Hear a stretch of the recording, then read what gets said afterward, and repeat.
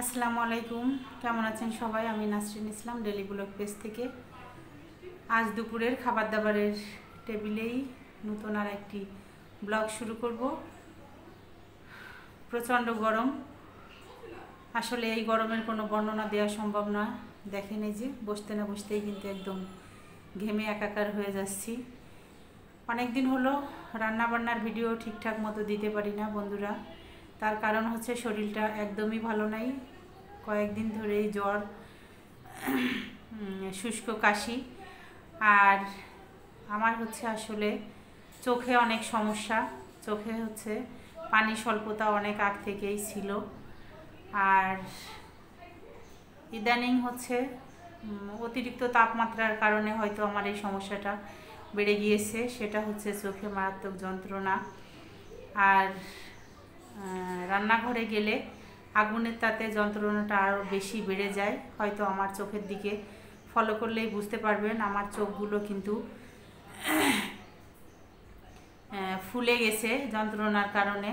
আর বিশেষ করে বাম চোখটা কিন্তু অনেকটা লালও।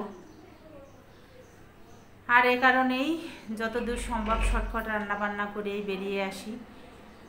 ভিডিওটা করে ওঠা সম্ভব হয় না। আজ অনেক দিন পর মনে করলাম খাবার দাবারের ভিডিওটাই আপনাদের সাথে শেয়ার করব, তাই চলে আসছি খাবারের টেবিলে। প্রচণ্ড এই গরমে কোনো ধরনের খাবারই আসলে ভালো লাগে না, রান্নাটাই বিরক্তকর হয়ে দাঁড়িয়েছে। তাই আজ হচ্ছে আমি একটু ব্যতিক্রম খাবার দাবার নিয়েই আসছি। সেটা হচ্ছে অনেক রকমের ভর্তার আইটেম করেছি আজকে। মনে হলো যে ভর্তাটা হয়তো ভালো লাগবে, আর অনেক রকম ভর্তা করেছি জন্যই সেটাই আপনাদের সাথে শেয়ার করব জন্য খাবারের ভিডিওটা নিয়ে আসলাম। টেবিলেই বসে আছি, খাবারটা শুরু করব, আপনারা সঙ্গে থাকেন। আর যারা এখনও লাঞ্চ করেননি তারা আসেন আমার বাসায়, না হলে যার যার নিজ নিজ বাসায় লাঞ্চ সেরে নিন। সবাই সাবধানে থাকবেন, বারবারই বলছি, বেশি বেশি পানি খাবেন, বাচ্চাদেরও সাবধানে রাখবেন। স্যালাইন পানি, ডাবের পানি যে যেভাবে পারেন সেভাবেই বেশি বেশি খাবেন, সুস্থ থাকবেন। এটাই সবার জন্য দোয়া, আর সবাইও আমাদের জন্য দোয়া করবেন।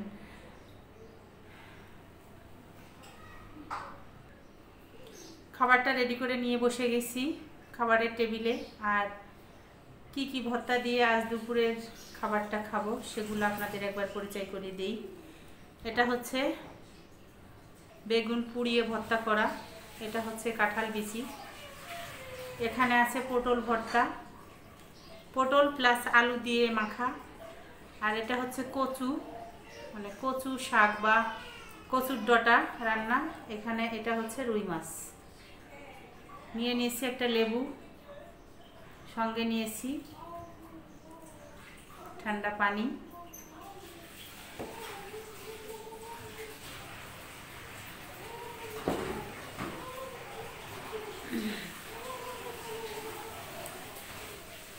আর এখানে যে কাঁঠাল বিচি ভর্তাটা দেখতে পাচ্ছেন, এটা কিন্তু এই বিচিটা কিন্তু আমি ফ্রোজেন করে রেখেছিলাম।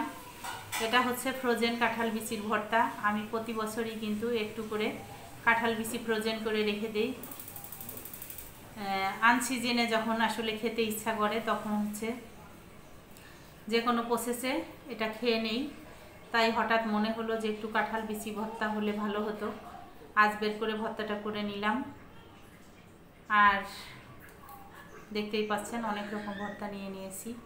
তাহলে এখন খাওয়াটা শুরু করব। প্রথমেই আমি খেয়ে নিব বেগুন পোড়া দিয়ে।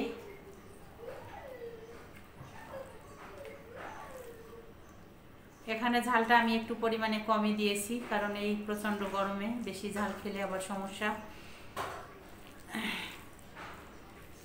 ঘেমে কিন্তু একদম গোসল হয়ে যাচ্ছে। ক্যামেরার কারণে কিন্তু ফ্যানটা ওরকম জোরে দেওয়া যাচ্ছে না, কারণ হচ্ছে ফ্যানের আওয়াজটা হচ্ছে খুব বেশি,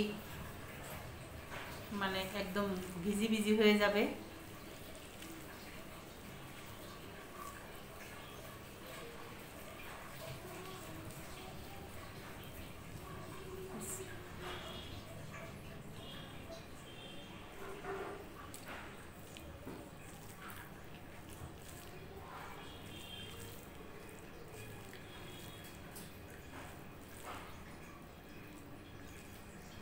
বেগুন মাখাটা কিন্তু একটু পেঁয়াজের পরিমাণটা বেশি, আর খাঁটি সরিষার তেল দিয়ে মাখলে খেতে কিন্তু অসাধারণ লাগে। আর আসলে যারা ভর্তা পছন্দ করেন তারা তো অবশ্যই বুঝবেন, একঘেয়েমি মাছ মাংস তো আমরা রোজই খেয়ে থাকি, একটু ভিন্ন ধরনের খাবার হলে কিন্তু খাবারের চাহিদাটা বেড়ে যায় বা রুচিরও একটু চেঞ্জ হয়। আর ভর্তা হলে কিন্তু ভালোই লাগে, যদিও করতে একটু ঝামেলা, তবে মাঝে মাঝে এ ধরনের খাবার খেলে ভালো হয় বা ভালো লাগে।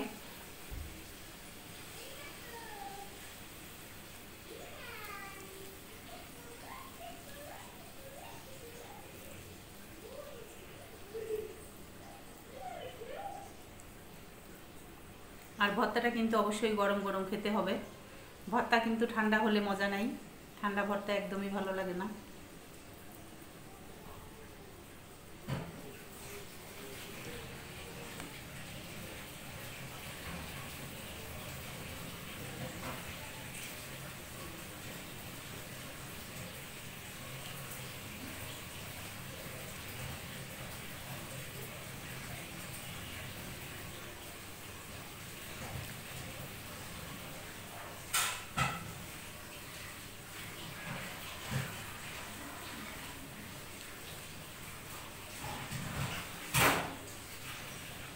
কাঁঠাল বিচি ফ্রোজেন করা হলেও কিন্তু স্বাদ খুব একটা বেশি চেঞ্জ হয় না।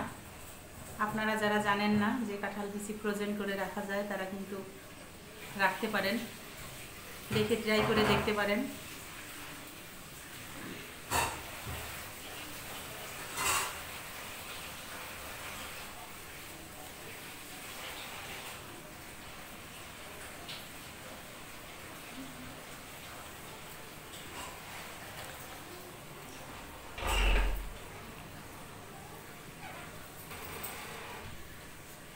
বন্ধুরা, খাবার শেষ করতে করতে ভিডিওটা অনেক বড় হয়ে যাবে, ভিডিওটা আর বেশি বড় করতে চাচ্ছি না, খাবারটা পুরোপুরি শেষ করি। সবাই ভালো থাকবেন, সুস্থ থাকবেন এই প্রত্যাশায়। দেখা হবে নেক্সট অন্য কোনো ব্লগে।